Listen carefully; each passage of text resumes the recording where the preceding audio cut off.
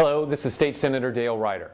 It's about 7 o'clock in the evening here from my Capitol office in Springfield, where the Senate just adjourned minutes ago.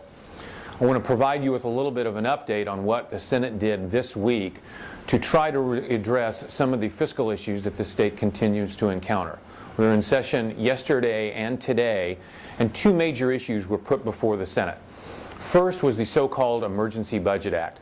Governor Quinn and his party's majority in the General Assembly have been pressing for the last several weeks to give him extraordinary authorities with regards to the time in which bills have to be paid by the state, interest that must be paid to vendors when those payments are late, and other such issues.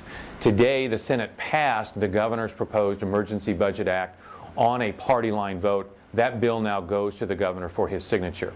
The second issue, which was not called for a vote here in the Senate today, is a measure that would see the state borrow yet another $4 billion for operations.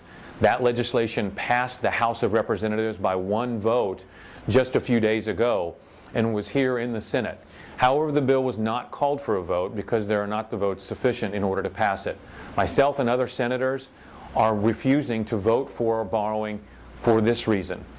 Borrowing can be an important component of an overall financial plan in order to help a state or a business or even a family get through a difficult time.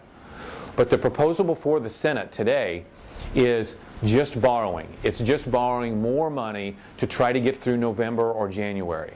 Borrowing in and of itself can be a useful tool, but only if it's part of a larger plan. That's not what is before the Senate. And until there is a larger, comprehensive financial plan that helps Illinois and its taxpayers out of this fiscal mess over the next few years, I will not support further borrowing. Thank you again for joining us and taking a few minutes of your time. We send out an e-newsletter now. If you don't receive that, please email us at the address that you see below, and we'll get you on the list. Thank you again for your time.